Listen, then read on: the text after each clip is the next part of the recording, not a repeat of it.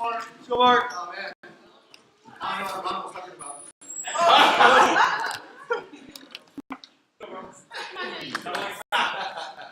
At least there's no divisions. Sis, thanks for standing again.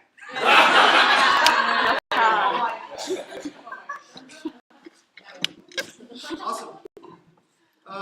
Who wants to learn a little bit about God's plan for us?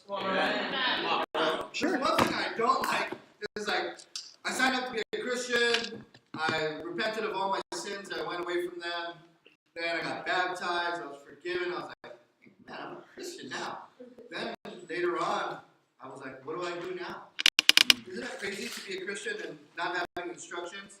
That's just insane. Yeah. But we're not going to do that. What we're going to do is we're going to get instructions. We're going to do it for real. Right? Yeah. Awesome. So keep turning your Bibles to 1 Peter 4. Come on. For some of you guys that know me, my name's not important, but it is Mark. And I'm going to share with you a little bit about this Peter. This word about Peter and what he went through in his life, and prayerfully, just like Ron said, you'll get something out of it. If you don't get something out of it, man, you're in big trouble. So a little introduction here is that this was written in 65. We're going to be looking at 1 Peter 4 mainly as our main text. 1 Peter 4. And it was written in 65 AD. And this is actually the fulfillment of a kind of a calling that Jesus had an interaction in Luke 22 with Peter. When Peter, do you remember when Jesus said, Peter, or Simon, right, that Satan has asked to sift you out. But don't worry about it, I already prayed for you, right? Yeah. So we know that James 5 says that the prayer of the righteous are powerful and effective. So you know that Jesus' prayer is going to be powerful and effective. Yeah. And so he was trying to tell Peter, hey, Satan's going to have at you. But don't worry, I already prayed for you, so now you got to go ahead and do it. How it's a fulfillment is that 1 Peter 4, the specific area was written because Peter says, hey, you know what? At first, when I said to follow me, I said, don't take any sandals, extra sandals. Don't take an extra tunic. Don't bring a jacket if it gets cold. Don't worry about that. Don't bring a staff to protect you.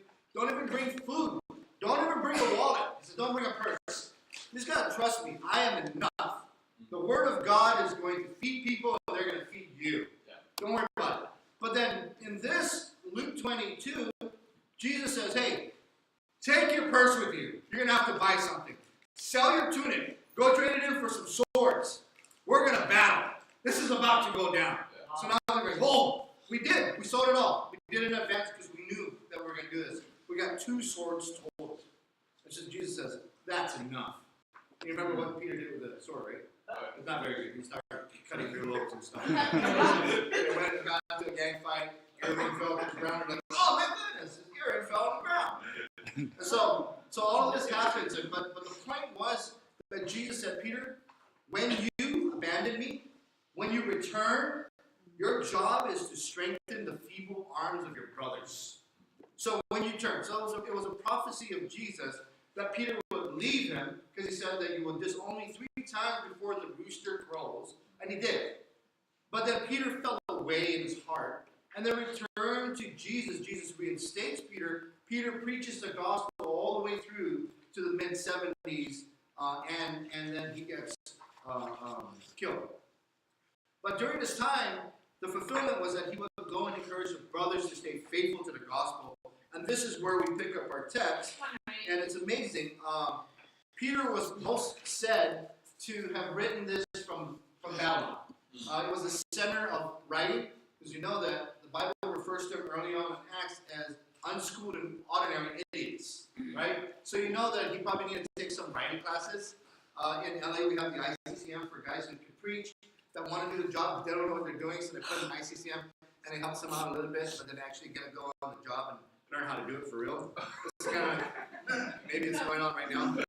But Peter was more or less probably either from Rome or from Babylon, because it was the center of writing, which that's located in the southernmost part of the Great Euphrates. Yeah. And so that would be where modern day Iraq would be today. And so it would be ancient Babylon. And so What is there to know else about Peter? Well, Peter didn't write the Peters, and it was part of the epistles. He's also the inspired writer of the Gospel of Mark. So most people believe that Mark's writing did not reflect that, but they were more similar to the writing of Peter. So that's a good piece of information. Don't know what you're going to do with it, but there it is. Now, so here we are, First Peter. And so what I want us to do here as we share this together is to talk about this and think through this as a family. Because often we'll go through our Christianity going, oh man, I love it when I'm on fire, and baptisms and miracles and awesomeness, and Christianity is never going to be boring, it's not going to be challenging. Then it gets challenging. That's when Christianity really counts. I mean, it was cool when the angel came and put the Spirit of God in Mary. That was awesome. Mary went to her cousin's house, and her cousin's baby started to get, excited because God was right next to Elizabeth's baby, which was John the Baptist. And that's exciting. It was exciting when Jesus started to mature and started to realize that I'm the Son of God. He went to the temple courts, and everyone was like, who's this kid? He's smart. He just laid us out. Right? It was nice when Jesus created the first miracles, turned the water into wine. But when his real walk started, was the first time he ever got persecuted. People were calling him a lover of tax collectors and sinners because he ate with them. He got major persecution. You know how the story ended up. But you couldn't kill Jesus and just leave him dead. Jesus was like, I don't like staying dead. Not for me, not cool. He made himself alive again, came back. Preached the gospel for 40 more days. Kingdom of God, got it on. So, this is our Jesus Christ. So, now we're reading a little bit about Peter. Now, why is it important to understand that why Peter has, his words are valid? Because he's a guy who, you ever betrayed anybody before? You ever had a bad experience in your life and you can speak from experience? Well, this is what's happening. This is true with Peter. Peter's speaking from real life experience here. So there's not a better teacher than the one who's been through it. Like, you don't want to learn how to drive from a guy who's never drove. I'll tell you what's going to happen. You're going to be a lousy driver. You don't want to learn how to become a mixed martial arts or jiu-jitsu guy from some guy who just got white belt in karate. You're not going to learn anything. You're going to get beat up. You're going to be crying. Octagon cage. You're going to be like, why did I get here? How did I get here? You're going to tap out before they can hit you. They're going to go, who? You're going to go, what? You don't want to learn from right now. You know what I mean? You don't want to learn something from somebody who's never been through that. Yeah. And so Peter has the right to speak on the subjects that we're going to touch on today, because he's overcome them. And you can see in the beginning of Peter's walk that he went from being a coward, a guy who's totally in denial of Jesus Christ, who he walked with and saw miracles happen. Peter was at his mother-in-law's house when he watched Jesus heal his mother-in-law. And so he knows that this is Jesus is the real deal. But often he shrunk back in his faith. He's like, man, I don't know if I could be a Christian. You ever have one of those days where you just wake up, you're like, your wife says something to you, you're like, oh, I'm so challenged in my heart. I don't know if I can walk as a Christian. Right? So Peter earned the right to speak on this. And so we're going to start off reading verses 1 and 2 of chapter 4. The Bible says, therefore, since Christ suffered in his body, arm yourselves also with the same attitude, because whoever suffers in his body is done with sin. As a result, they do not live the rest of their lives, earthly lives, for evil human desires, but rather for the will of God. Amen. And we'll pause right there. The title of our lesson today is A New Attitude. So I'm not that creative. I actually stole that from Pointer Sisters. They had a song, I think it was the Pointer Sisters, or the Sisters Legend, one of those. But they had a song in the 80s called, I've got a new attitude. I want to let you know that I have those moves. You're not allowed. Right? You might not be capable. And so the first point is converting the world or being converted by it. Ooh. But first, let me expand a little bit on this, on verses 1 and 2. It says here, to arm yourselves with the same attitude, because whoever suffers in the body is done with sin. So I'm like, okay, wait a minute. If I'm of sin, then I'm not suffering in my body. So if my life as a Christian ceases, stops, halts, no longer I'm not suffering, then I'm no longer living Christianity. So if your Christianity is looking like an airplane that's on cruise control, autopilot, no turbulence, everything's cool, we're just cruising, it's not really true Christianity. Because Jesus didn't live that kind of life. He got yelled at. They have a mob of preachers that want to kill him. That's like, I'm over here preaching, all of a sudden the door opens up and there's a bunch of preachers with a plan and a blueprint to kill me. And I'm like, oh man, let's go to the next town, let's go pray somewhere else. I'll come back and preach the word tomorrow. That's what Jesus had to go through. You saw what happened to him in the end. Yeah. But how do we arm ourselves?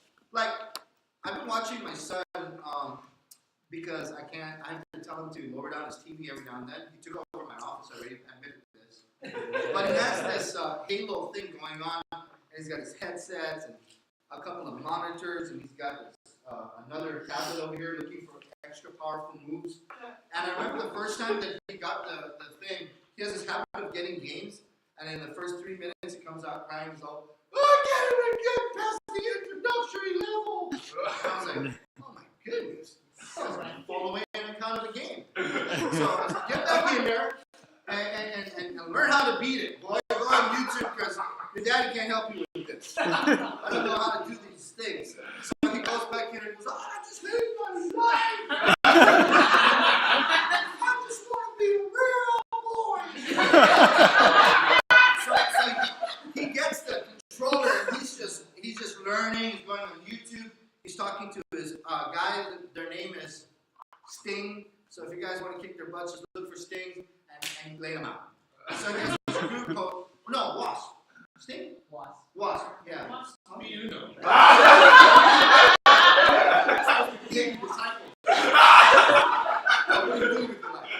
So Wasp, there you go.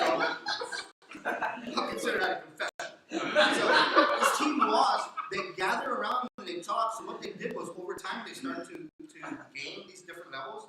And when he was crying like a couple of months ago, he's now got this whole character that's pretty scary now. And the rest of these guys look like super commando SWAT murderers. And they repel from things and they kill people. And they're doing this. And the people that they're fighting are like grown-up men. So the people that they're fighting don't even know that these are 8-year-olds, right? And they're kicking everybody's butts, man. But it took a while before they can really beat the enemies, right? But it took a while for us as disciples. It takes a while before we're completely armed to fight the enemy, Satan. But how do we do that? What equipment do we have? Halo, they have all these make-believe guns. They have all kinds of explosive stuff. And man, I love their mobile things. But be turning over to Philippians 2. So we want to find ourselves, if we're going to have the same attitude, if we're going to get armed, if we're going to get dangerous, if we're going to be Christians, we're going to be able to suffer through our lives and make it to heaven, we gotta look to the Master and go, okay, what does the Master tell us? Yeah. What does he tell us? So turn to Philippians 2. A lot of this that I'm sharing is really things that I've learned in my personal life. So I got to teach you from a practical level that we will be intimate with the Lord today and go, wow, today is the day that I make a decision to actually live this out every day for the rest of my life, that I make it to see Jesus Christ. In verse 1 of chapter 2 of Philippians, it says, therefore, if you have any encouragement from being united with Christ, if any comfort from his love, if any sharing in the Spirit, if any tenderness and compassion, then make my joy complete by being like-minded, having the same love, being one in spirit and of mind. Do nothing out of selfish ambition or vain conceit. Rather, in humility, value others above yourself, not looking to your own interest, but to the interest of others. In your relationships with one another, have the same mindset, have the same attitude as Christ Jesus, who being in the very nature God, did not consider equality something to be grasped, or some translation, something to be used to his own advantage. Rather, he made himself nothing, taking the very nature of a servant, being made in human likeness, and being found in the near appearance of man. He humbled himself by becoming obedient to death, even death on a cross. How did Jesus become armed and dangerous? he made himself nothing. Wow. Now, that sounds kind of opposite, right?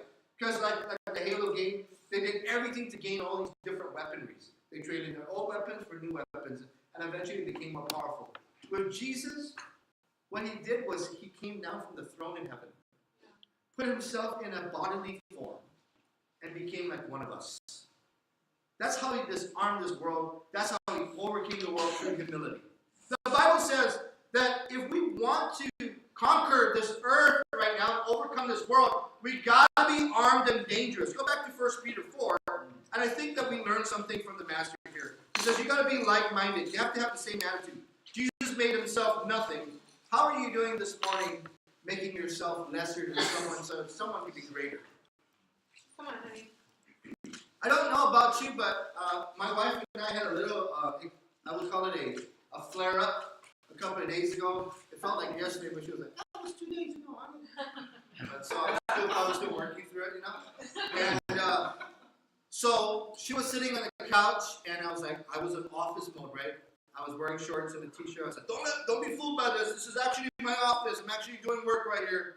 I'm on a computer. And she was doing something, and I don't even know what it was. But she somehow turned around, and I wasn't sure if she was being sincere, but she goes, yes, sir.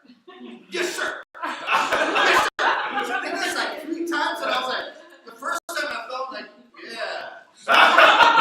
Salute the general.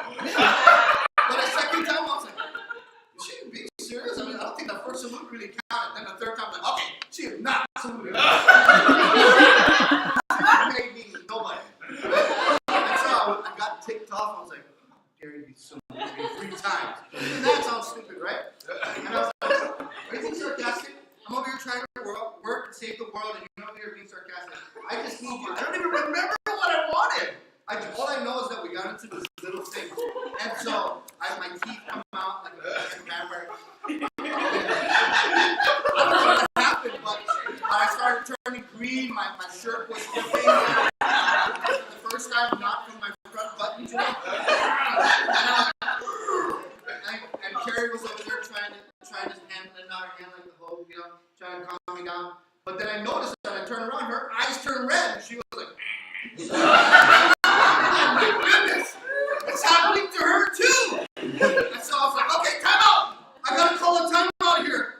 You're getting vicious, but I am too. So I was trying to be humble, but really I was trying to kick her in the face. I was like, you're getting vicious, but I am too. And then I was like, okay, we need to take the time out because we know where this is going. The kids are listening. My daughter, she always pretends that she has his headsets on. But I think she just got the house wired and she got it. Later on, she'll tell me all about what happened. But so we took a time out. I said, we just got to take the time out. You go pray. Then I realized I'm giving her instructions again. Because I was like, you need to go pray. Right? That's really what it sounded like. So anyway, fast forwarding, we're more spiritual. Sweetheart, we take some time to pray to God. Right? And I go, and I will too. And it was very tough for me to pray. It was, I went to my son's room, I was like, start staring out the cows, I got distracted, my ADD kicked in, and I was looking at the mongoose or whatever it was, that rope thing, and there was a bird on top of the tea leaf, and I just didn't want to face the facts of what was going on. What was going on is there was a battle, and I needed to get armed, man. You know what I mean? You didn't get into you just need to be armed. But I was like, okay, I told my wife to pray. If I don't pray, that makes me a liar and a hypocrite. So I was in a nice cushiony bed looking out at the ocean view. Good Lord, help my wife. Arrested, disobedient, aggressive creature. It's just not helping me out here. Just crush her. Demolish her and destroy her right now, God. That's how it kind of started. Then later on, I realized, man, I am a selfish guy. So I started praying and said, God, let me just humble out. I went to the ground and I put my knees on the ground and I put my face on the carpet where my son steps on everything. Everybody knows my son walks around barefooted. Yeah. He does it all the time. He'll step on poops and come back into the house. I have to tell the truth here.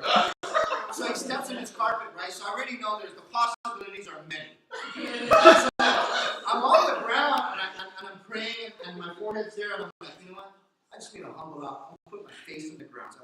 facing the ground, I'm like, I already know that this is a place of disgust. But this is where I need to be in order to suffer be where I need to be before God. I'm nothing. That's what Jesus did. He made himself nothing. And so the first thing I need to do is humble out. If you want to be armed and dangerous, the first thing you have to do is suffer by humiliation. By humility, rather. Yeah. And so I put myself in a humble position. The second thing I did was I prayed. When you pray, your face is actually on the ground. It's a little bit humbling. Thank good Lord, He understands everything on our heart, because it sounded like, Lord. I'm very humble. And it sounded like that. I was like, what else is on this ground? But I'm not trying to make light of the situation. It really happened. And I found myself like, wow, this is what Jesus had to do. The Heavenly Father put himself in this disgusting man form. I mean, it's a perfect creation of God, but it's where the body can fall into sin and all these things. And he did that at risk, to risk his life so that we can be found. Yeah. The first thing we got to do is we got to arm ourselves. And it takes time to do these things, doesn't it? Yeah. I mean, how many of you guys actually feel like, life is falling apart, super disciple, to the rescue, amen. My wife's spitting at me. She doesn't want, the kids are not listening to me. The car broke down. And I don't know, it's kind of trendy. I find out that I'm not the only one whose car broke down. My battery died, my alternator went out, now the transmission's going out, all kinds of different things are happening, but it only happens during special missions. Because God's still trying to kill the greedy man in me. For me, that's what it is. And I look at this and go, wow, is my attitude a reflection of Jesus? So I'm going to ask you a question this morning. Is your attitude the same as Jesus? The Bible says if you want to be armed, you got to have the same attitude as Jesus. Do you take the humble route, like when you know you're wrong, and you feel it in your body, and you don't want anybody to know, you just start to make your face like you're innocent? Do you take the humble route, but you know what, I'm just flat wrong, and take responsibility, but you know what, I'm wrong, and I got to be righteous before God. And so, as we talk about this new attitude, we're going to continue reading here in verse 3, and the first point is converting the world or being converted by it. For you have spent enough time in the past doing what pagans choose to do, living in debauchery, lust, drunkenness, orgies, carousing in detestable idolatry. Wow, that's a crazy long sentence there. They are surprised that you do not join them in their reckless wild living, and they heap abuse on you. But they will have to give an account to him who is ready to judge the living and the dead. For this is the reason why the gospel was preached even to those who are now dead, so that they might be judged according to human standards in regards to the body, but live according to God in regard to the Spirit. You know, remember the time when before you started reading the Bible and studying the Bible, the way you lived? For me, I thought there was nothing wrong with my life until the people started pointing out, bro, you're working at a club. The girls are like inappropriate, and people are drunk here, and you're promoting this. I was like, that is true. I can't say anything about that. They're like, why are you still working there? Quit that job. And I was like, you mean the job where I get to be on stage with like Bone Thugs and Harmony and Tyrese? And I don't want to give up my job. I mean, Joe Satriani plays on the stage, and Randy Travis, we play tricks together with each other. If I give this up, my popularity gig is gone. I'll become a normal human being that nobody knows. I'll be like Kano. Everybody shake their hands, and then they look at me, they'll turn around and go, I don't want to be like Kano. I'm popular. Right?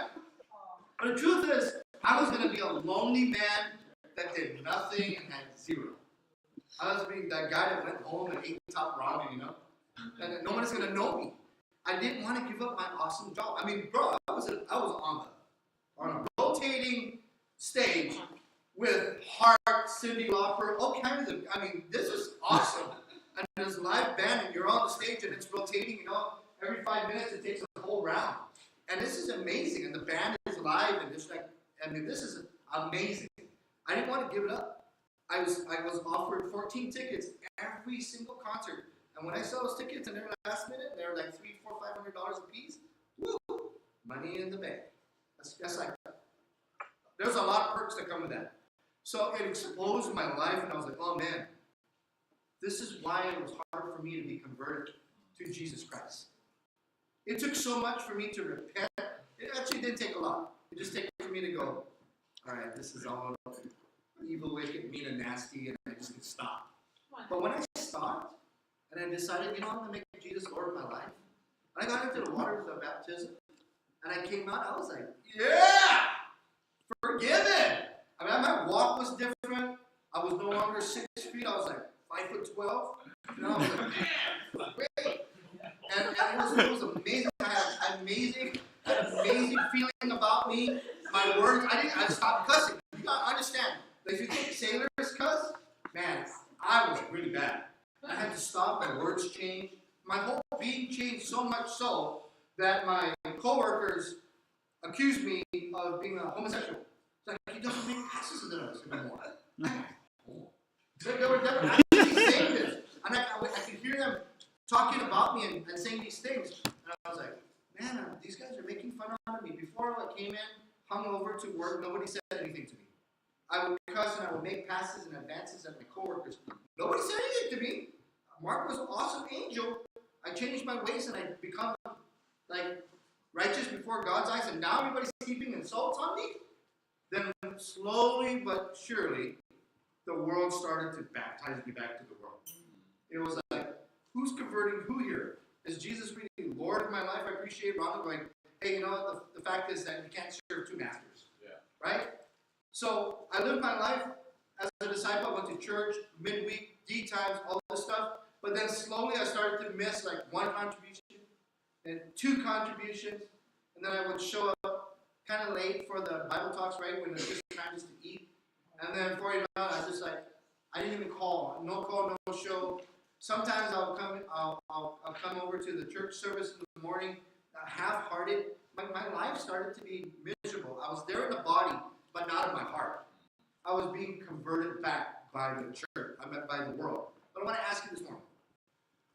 Is your gratitude towards God for your salvation enough still that you're so grateful that you're not getting baptized by the world? Is the world converting you back? What does that look like, right? Easy to say from the front here. What it looks like when you're being converted by the world is that you no longer read your Bible. You're no longer finding your joy in your suffering. You're no longer having great conversations in prayer with the Lord. You and whoever you're dating or your spouse, you guys fight, you throw out the Bible. You know, let's put the Bible right where it belongs, in the shelf. You're no longer using that in your life. You're no longer turning to God in prayer. This is when you're losing the battle. This is when you're being converted back by the world. You don't want to do that. Second point we want to talk today is, in order to win the battle, to be completely armed, you got to walk this way, and you got to talk this way. Now, I don't want to sound original, but I did steal that from a group called Run DMC. It was walk this way, talk this way, but I believe that it was actually the Rolling Stones. Aerosmith, that's what it was. Is Aerosmith part of the Rolling Stones? No. You don't know what I'm doing. Let's listen to Chris, and then we'll get back to the point here. Walk this way, talk this way.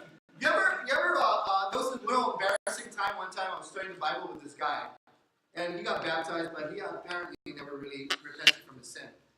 And he was a bodybuilding. The guy looked like Tyrese/Denzel Washington. He was a very smooth talker. He could sell you your own shirt that you're wearing. Hey, why don't you buy your own shirt? That's how smooth this guy was. And one day, we were at a church service, and these three girls walked in, and they're like, "Oh, there's my boyfriend. I used to be dating this guy." Another girl that was studying Bible. When were you dating him? Because I was just dating him last week. And another girl goes, "I'm ashamed, but I've been dating this guy for a year." And here's a guy that's supposed to be like a disciple Christian, and he got found out by the Lord. Maximum exposure. You know, when the Lord wants to peel your life apart and put you underneath the spotlight, he will do it. I say, telling yourself, rag yourself out today, don't let God do it, because when God does it, God does it. Yeah. But you got to walk this way and talk this way. So what are we talking about here? Let's go to verse 7. Okay. It says, the end of all things is near. Therefore, be alert and of sober mind. And your version probably says clear-minded and self-controlled. So that you may pray. Above all, love each other deeply, because love covers over a multitude of sins. Offer hospitality to one another without grumbling. Each of you should use whatever gift he has received to serve others as faithful stewards of God. God's grace in its various forms. If anyone should speak, they should do so as one speaking the very words of God. If anyone serves, they should do so with the strength that God provides. Why? So that all things, and all praise may go through Jesus Christ. To him be the glory and the power forever and ever. Amen. So, how should we walk as a disciple? And how should we talk as a disciple? Well, here it is. The problem that I had with my wife the other day was not that Jesus Christ's power had shrunk for some reason and it wasn't powerful. It wasn't that. God is God, no matter what, right? It was that I didn't follow this.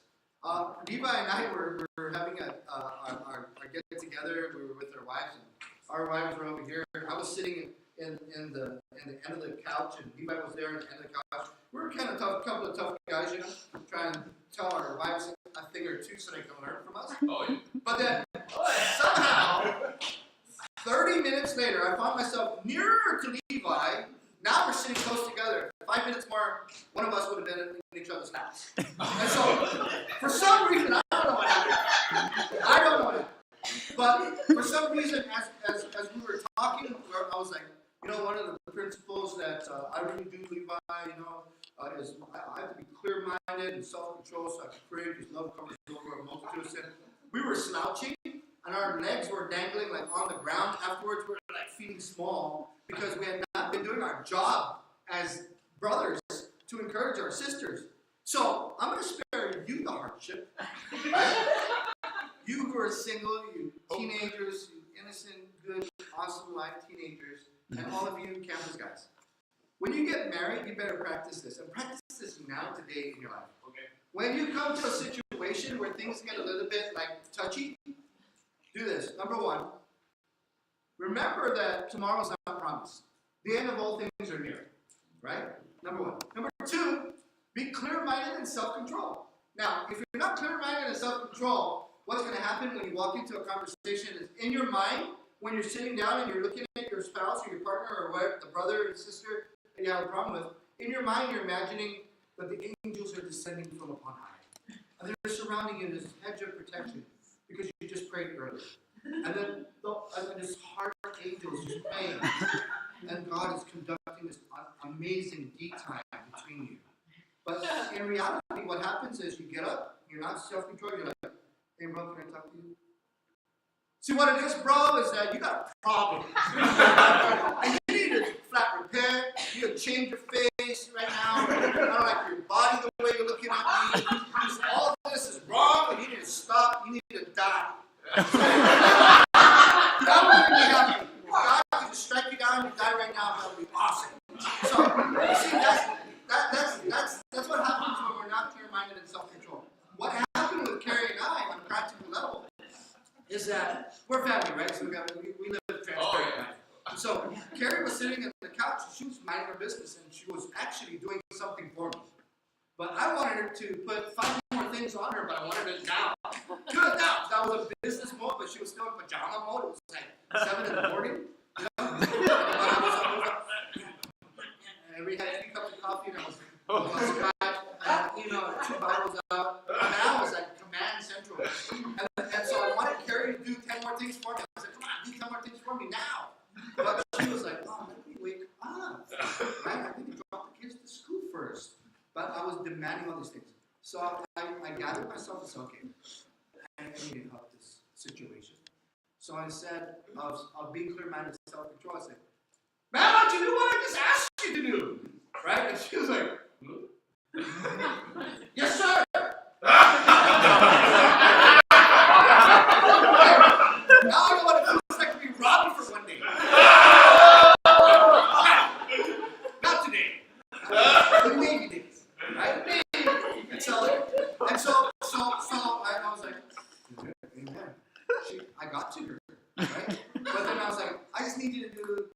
ABC. And she was all, yes, sir! I looked at her and she doesn't even wait for me. She's like, yes, sir! And I'm like, I didn't say anything! She messed me the third time. So I decided, you know what? I gotta be clear-minded and self-controlled. Now, if the Bible says to be clear-minded and self-controlled, guys, so you can pray, there's a reason. So that's like, you know, when you walk up when you go down a road, and it says, caution, slow down, right? There's a warning. The second sign goes, it's just a sign that has a wiggly mark. And then the third sign says, watch out for trucks coming down, right? And so there's all these warnings, and there's finally a stop sign. Who's ever ran a stop sign before, right? So,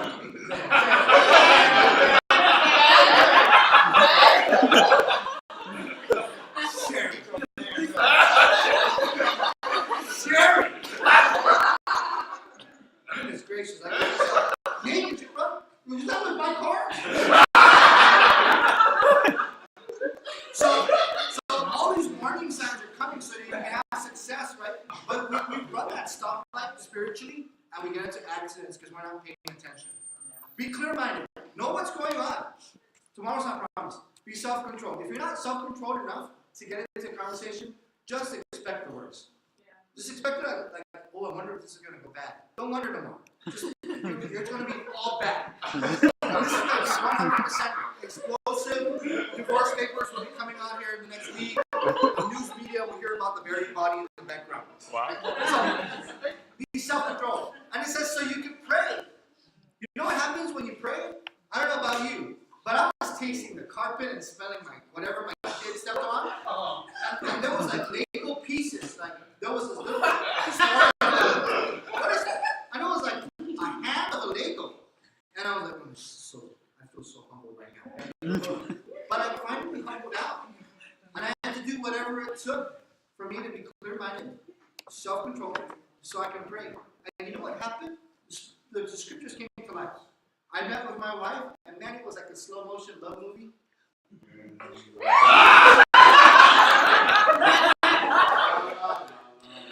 then Carrie's hair, blonde hair. And then I looked at her, and she looked at me, and then it came back to reality, and then we're back in the living room. Hey. Right?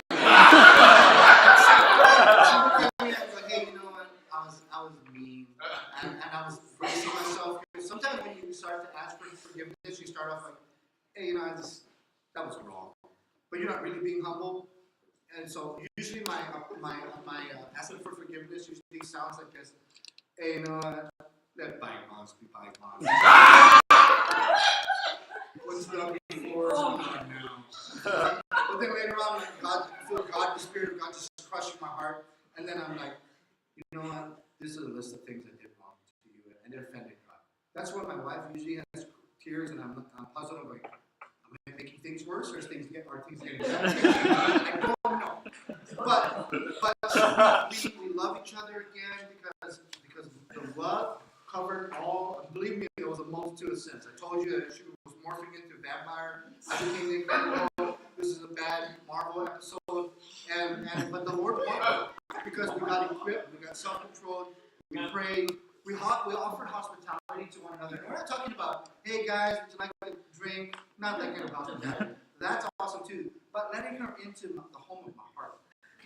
There's a saying that says, the home is where the heart is, right? And so to let her in and go, you know what? I love you. You're my wife. You're the reason why I'm not lonely. You're the reason why I'm amazing kids. But I had to come into the situation like that. Otherwise than that, I'm looking like, this is a double agent. I'm not so sure that she's with me. That ring is just a disguise. Just because the kid looks like us doesn't mean we're actually married. And you come up with all these stupid things that are not true in your marriage. You got to be clear-minded and self-control. The Bible says that when you speak, you should speak the very words of God. Now, I found it at first trying to be commanding and all that. You look, woman, you need to submit to the king here. The Bible says, wives, submit to your husband as to the Lord. Kiss my ring. Does it not say that? She does that too. She'll be like, yes, master. And I'm like, yeah. really mean that? Every time I read 1 Peter 3, I go, my wife is so sarcastic. But instead of trying to reinvent the wheel, I just take out my Bible, right? And I go, the Bible says for me to wash my wife with the word. I just read the Bible and encourage her. Yeah. If you're going to speak the very words of God, just take out your Bible. You won't mess up. You read it, and you go, oh, it is the word of God. Yeah. It's amazing. We read the Bible and we go, we're not unified. Let me go to Colossians 3. Forgive whatever it is. Okay, that doesn't feel good. I don't like that, but I'm going to do that. It says here, you should forgive each other. I forgive you. You forgive me, I forgive you. It's like amazing. So the problem is, a lot of us don't have the strength to do that. The Bible says that if anybody should serve, he should serve the strength that God provides. How does Jesus get his strength? Pray. With loud tears and crying to God, he was down on his knees in the garden grove. God, please take this away. God said no. He said, okay, I'll do it. Give me the strength to do this. Give me the strength to be a disciple. Give me the strength to be a teenager at this corrupt school full of crazy villains. Give me the strength to finally lead my wife like you call me to. Give me the strength to overcome the sin on campus. Give me the strength to be a submissive and humble wife. Give me the strength to love people. Give me the strength to share my faith when I'm a coward. Give me the strength to continue to give. Give me the strength to get down on my knees and pray to you. Give me the strength to be a humble parent, to raise these children up so they can be disciples when they get older. Give me the strength to stay away from pornography. Give me the strength to say encouraging things to build people up. Yeah. Just give me the strength, God, because I don't have anything. Wow. And then God gives you the strength, and I can walk up to my wife and say, beautiful woman, I'm wrong, you're right. I love you. Let me read a scripture. We're good. And it's amazing. And we just keep doing that. It took me, how long have we been married now? 10 years. So it took me 10 years, but whatever. Third point. No pain, no gain. Now, we were talking about lifting weights back here. Me and Levi and who was the third person? Ben. And Ben. Just want to make sure. So we were talking about the first time that we ever went to bench something. And so I don't like going into the macho talks because I don't have any good stories. And so Levi was like, oh, I remember the first time, when I was lifting weights, this guy was like, with the 45 plates, I was like, put it on. And Levi was like, no, Ben, I looked at Ben, I was like, that guy's Mason, bro. Surely he did not. I remember the first time, and I was like, and I was like, oops, and I could admit that I'm a weak sauce spaghetti. I gotta admit, I'm kind of a gummy worm myself, guys. So I remember the first time I did 45 plates. I was struggling, and I was like, my right side took off, and then bang! I did it again. I was like, okay. My brother's like leaning over me, spitting my face. Come on, you weak sauce! Come on! Stop spitting the steroids at me. And so the bar never left. There was never a time for like 2 months where it's 45 plates times 2, a 25-pound bar. I've lifted more ice cream in my life than that. And so finally, after 2 months and working out, the thing went off the thing, and I was like, and it went up, and I actually, my elbows locked together. Then I was like, Spotty! Spotty! I saw my brother come over and goes, finally, you can lift the bar. It was just a bar. It hurt. Get over yourself. I'm not going to work out at 2 o'clock because I only got to go. Let's work out at 2 o'clock because there'll be nobody in the gym, right? I went at 5 in the morning where all the steroid people were at. But you got to go out. It has to come from God. If there's no pain, there's no gain. Let's continue reading here as we close out in verse 12. It says, dear friends, do not be surprised at the fiery ordeal that has come on you to test you, as though something strange were happening to you. But rejoice as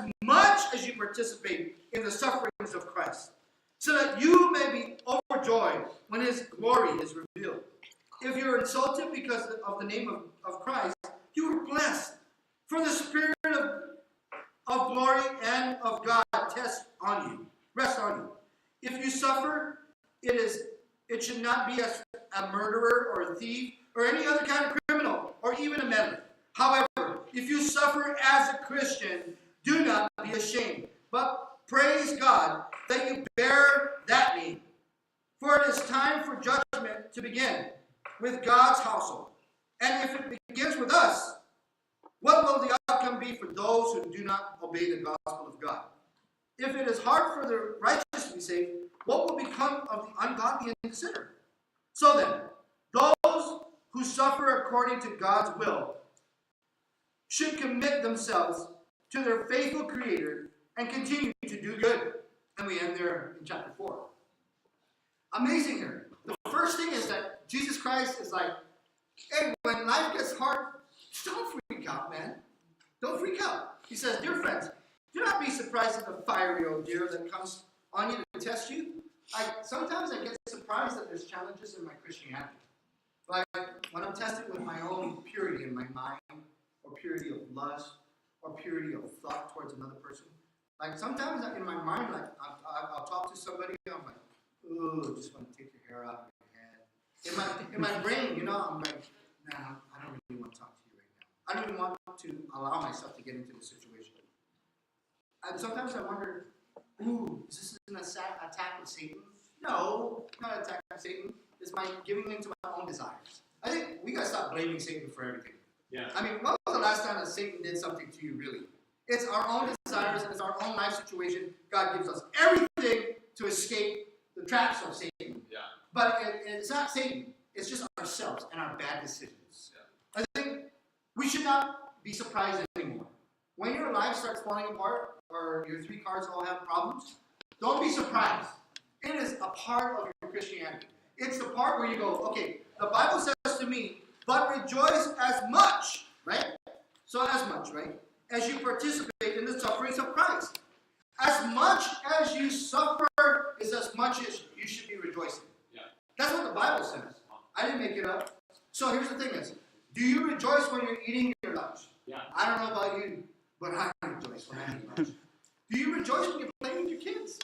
I do. Do you rejoice when the kids are sleeping, the wife is snoring, and you can announce somebody's wife out there snores, not mine. And then there's Netflix, and there's nobody else around but just you and the TV. So what? You fall asleep with the TV watching. But I rejoice. I rejoice when there's peace and comfort and tranquility, and the bills are paid, and there's still food in the refrigerator. I rejoice. But man, let me tell you something. When the car breaks down, when the kids turn into monsters, when they're no longer listening to you, right? That should come up in the character study somehow. When the bills start coming in, when people are falling away for no reason, when you're told, hey, I hope that you enjoy yourself at Big Island, it's time to pack your bags. You're leaving. When? This month. Okay. All right. Well, that doesn't make me feel good. I just unpacked my 2 bags. That's all we came with, right? 2 bags apiece. And so I just started getting to know the roads. Kumahana. It's no longer, when I first got here, I was calling it Kama, Camellia.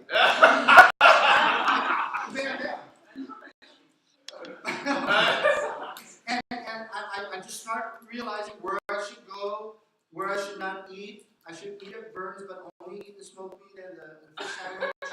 When I go over to Ken's, beware, there's too many things to order there. I now know where to go, where not to go, where to hang out, where not to hang out. All these places, I just started getting used to the place. I just started knowing people's nicknames. I now memorize all the children's names. I just started feeling right at home. Robbie and I can yell at each other, and it's totally normal. The other day, I felt like I was talking to, I was dating somebody who was like, you're not listening to me. And I was like, I'm not. How many times can you do that with your administrator? It's like, I love my job. How many times do you get to come and just hanging around with you guys, I've just been so joyous. And these are trying trying times in our lives. It's hard to pick up. Your best friends are here. I become attached to this place. I love the mosquito bites. I love everything about it. I love everything. I love the bumpy roads that I go on. I love the fact that our alternator broke down. If our alternator didn't break down, I wouldn't have been able to go and visit Richard at his work. All these different things. Tuesday pancakes, whenever the guys do it early in the morning. Then wait for Ben and Robbie have like every other Tuesday or something to get together. But if I'm late for 1 minute, they just start ordering. We're risking getting skinny. Let's order now. But it's hard. It's hard. I just can't pick up and go. I love being on campus and working through the dramas and everything about this place has been amazing. You think it's not trying to pick up your bags and take your kid when your kids just fell in love with the other kids? Yeah. For the first time, my daughter has like friends that are actually the same gender. That's as much as description I can give you for those girls. Now they're incredible. They dance together, they do the same thing. They're just equally dramatic. And it's hard to pull them out, you know? The last time we pulled my kids out, they were crying. And the other kids were like giving speeches about them. Like, I didn't know kids can give speeches. And I don't want to do that again. But it's for the sake of the gospel. Yeah. So what do I got to do? I got to draw my strength from God. So what I do is I look at the wife. We were joking the other day. I said, Carrie, you got to start packing. She just laughed at me. I said, wow, we have less stuff than what we came with. So I'm giving away all my stuff that I can't take with me, like the dartboard, which is already spoken for. If you guys want a knife, I have a knife. If you want to buy a 4x4, that's going to go into special missions. If we get short, it's going for sale. You guys can all help me out. Victory goes to God. Are you suffering as a Christian for the Lord? If you're avoiding conflict, right, because I'm a professional conflict avoider. If you're avoiding conflict in your life, you don't really love Jesus Christ. You don't.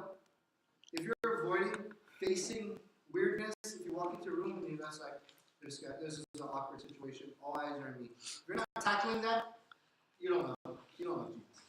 If there's sin of pornography or impurity in your life, and you're not telling on yourself right now, like right now today, if there's that, you better tell on yourself today. Prove to Jesus that you love him. Get rid of that junk. If you're an undercover alcoholic, get help. Because alcohol will take you down and lead you down the road with all kinds of stuff. You'd be surprised. I mean, I know guys that have been disciples for 30 years. Now they're divorced. Because they don't want to open up to the truth. If you're having spousal elements and things going on in your life that is just wrecking your relationship with God, get open about it. I'm always trying to be an example. I always tell myself, I make people go, I don't know if I want to follow that guy. Well, don't follow me, follow Jesus Christ. I always tell myself to try to encourage the church and say, hey, there's no one more stupid and more foolish than me. And if I'm going to do this, then let me be a pattern of example for you. Plus, here's some scriptures to back it up. We got to do the right thing. You got to get open. You got to be a disciple. You got to be a disciple. You got to walk with God. But if there's no pain in your life, you're not doing it right. It says here that if it's hard for the righteous to be saved, and this is funny, a lot of churches believe that, oh, you need to pray Jesus into your heart. No, it's not that easy. There's going to be hardship. It says if it is hard for the righteous to be saved, what will become of the ungodly and the sinner? It's not like we have to come up with an answer for that. We already know. You're going to go to hell. Right? It's not going to be good. So right now, I want to encourage the church with this. If you're struggling in an area right now, like for real, any area of your life, don't play church no more with Jesus Christ. Yeah. Whatever it is, this church has to continue to go on. There's going to be preachers coming and going and coming and going and coming and going. It's been happening for how many years? Right? I mean, Jay was here, gone tomorrow. Scott was here, gone tomorrow. Mark was here, gone right when he landed. I barely even touched the ground.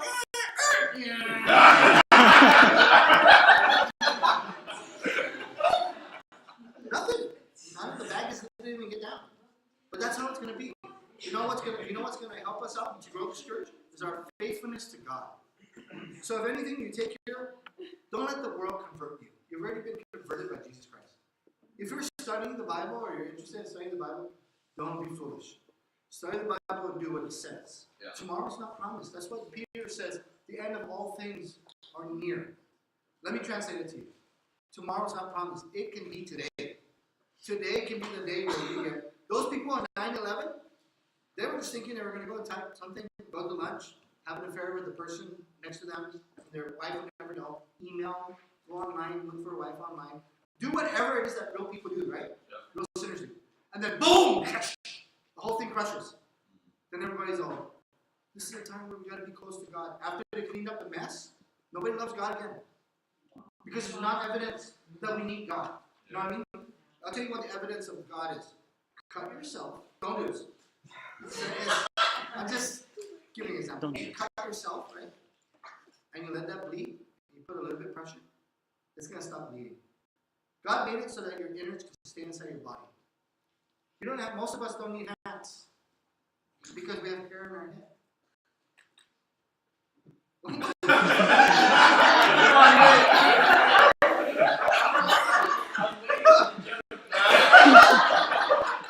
The fact that you laugh first so, like you hold your head, and before you know it, you go boom, you wash it, and the body stays inside. The innards stay inside. When your kid gets sick and goes to the hospital and comes back, all of a sudden it still goes up, then it starts talking back to you. But it's a miracle. It's a miracle. God designed that. God made that. God's the one that designed that. You look and you appreciate God. You do whatever it's going to take to appreciate God. I'm telling you right now, if you don't take these exercises, you're going to be what's called a fall away. You will fall away on account of these scriptures. Yeah. Because Jesus, they're Jesus' words. Jesus says that he converted you. You got baptized by Jesus. So don't get converted back by the world, man. Amen. That if you're going to be a disciple, you got to talk the way Jesus did or walk the way Jesus did. Right? And if there's no pain in your life, you're not suffering for Jesus Christ, you're just not doing it right. Yeah. So my encouragement to you is go suffer a little and be a disciple. Amen? Amen.